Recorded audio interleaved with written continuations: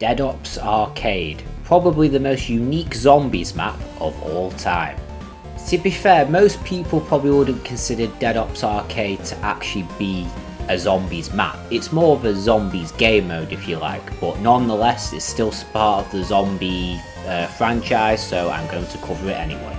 So to begin with, you actually can't really access this map on the menu. It's a hidden map. So the way to do this is, well, firstly you can go up to the terminal as I do on the screen here in the introduction, and you can type in D, O and A. Then immediately you'll load into Dead Ops Arcade. Or you could actually go up to the machine and type in 3 ARC unlock. This will unlock 5 if you haven't completed the campaign, as well as Dead Ops. Once you enter this map, it's a very strange feeling because you're greeted with this weird loading screen which looks like an arcade machine, and that's because Dead Ops Arcade, as you can probably guess by the title, is meant to represent a zombie style arcade experience. So this map doesn't really have an atmosphere and a setting for it as such, as there's multiple different zones. So there's 40 rounds in this map, and for every 4 rounds there's a particular zone you have to play. I'm going to list them off really quickly now. So rounds 1 to 4 you'll be taken to an island.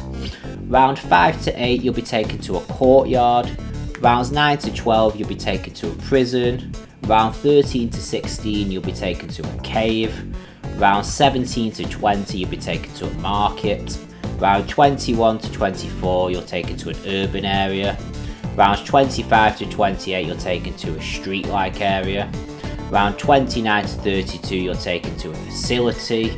And rounds 33 to 36 you're taken to the forest. And last but not least, on rounds 37 to 40 you're taken to a tropical forest. And in the tropical forest you're going to face this boss called the Momoback. So the idea of the map is this huge monkey-like creature zombie thing called the Momoback. Essentially kidnaps your chicken, and it's your job to go and get it back, and you have to work through all the areas until you get to the end in the tropical forest, which is where you will face them on round 40. In terms of set characters, you're not really playing as a particular crew or anything, it's just whatever operator or whatever soldier that you're given, so there's no dialogue, there's not really much to it, so unfortunately there's no character depth, but what can you expect really? It's an arcade game at the end of the day, it's just for a little bit of funness mode at the end of the day. Anyway, let's go through some of the map's features. So first of all, the map is played in third person, so you've got an overall perspective of your space, you can sort of see everything around you. The issue with this, however, in my opinion, does make it very difficult. I mean, I didn't even get to the end of Dead Ops Arcade in this game playthrough because it's a very tricky game where you have to be really on the ball in order to survive, which causes a lot of issues. You could easily get hit and things like that, so it's very difficult.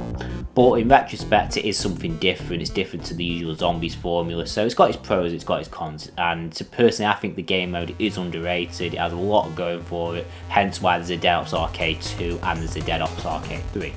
Up next we have the points feature. So the points feature works in 2 ways. You can get points for killing zombies as you normally would, and also you can get points for collecting treasure. Now this provides the player with more and more points, and the more treasure you get, the more score multiplier you get. So you start at ×1, and I believe if I'm correct you can go all the way to ×9, and that's always one of the most important things, because if your score multiplier gets higher you can get more lives, because in the game mode you are given 3 lives to start with, but every 200,000 points that you get, correct me if I'm wrong in the comments, you get an extra life. And if your score multiplier is obviously ×9 or really high, you're going to get those 200,000 points a lot more quickly.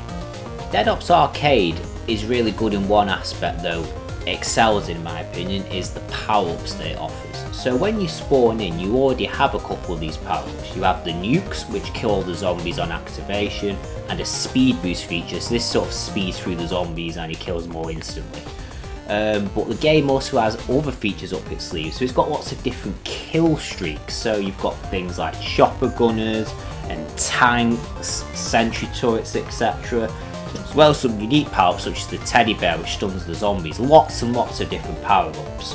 There's also lots of different weapon variants as well. So in the map you also get power-ups which are weapons. So this can be a death machine, a ray gun, a shotgun, a rocket launcher, It's crazy, it can get really hectic. You've also got the challenge round, so when you enter a new area most of the time you'll get given a challenge round. So for example, on one of these rounds there's a round where no crawlers spawning and only crawlers spawning, but these rounds are much more difficult. It's to test your skill to see if you can survive basically, and it adds a little bit of stress to the mode, because these challenge rounds to me are always the most difficult ones, as getting through them can be very tricky at times and they seem to go on forever. Also, I forgot to mention actually, we also have the bonus rooms. So these are randomised in every area, but you can get these in nearly every zone if you're very lucky. But these bonus rooms provide you with extra power-ups, extra kill streaks, and even extra money. So getting the extra lives becomes a lot more achievable this way, and you can get equipped ready for the next set of zombies. It's actually quite incredible when you get this. It makes your life a lot easier. And the last feature I'd like to discuss, and probably the most iconic feature of Dead Ops Arcade, is the Room of Fate. So you get to this place between rounds 13 and 15, and you have the option to pick between 4 different permanent fates, or power-ups if you like. The first one is the Fortune and Fortitude. This grants the player a ×2 multiplier to 2, so it's always going to be 2 no matter what, whether you die or not. And all power-ups that you receive will be twice as long. Up next is the Friendship perk, and this gives you a chicken power-up, only this time it is permanent, and also any extra chickens that you receive will last twice as long. That's one of the power-ups I forgot to mention. You can also get a chicken assistant. It's quite cute. Anyway, up next is the Firepower one. This simply gives the player a permanent death machine, so it makes your firepower a lot more powerful, and this does actually make getting to the high round a lot easier with this one, because the death machine is a very powerful weapon. And last but not least, we have Furious Feet, and this grants the player with faster movement speed, and you will have 3 lightning bolts every single round. So every single round they replenish, and you'll have 3 of those, which is really good to get. If you get trapped, you can just easily run through, and you'll know you'll get some back again for the next round. So for these fates, it's hard to tell which one you'll get, but people prefer them for different reasons. It depends on your play style, whether you play solo or co-op, but they all have their good things. Personally, I think either the Firepower or the Furious Feet one's the best one, as Furious Feet allows you to move around a lot more quickly, get out of tricky situations, so that's helpful. And the Firepower one, well, it helps kill the zombies a bit more easier. Anyway guys, that is actually it for today's video. I really hope you enjoyed watching it. Don't forget to like, comment and subscribe, and I'll see you guys for the next one, which will be Ascension. Peace out.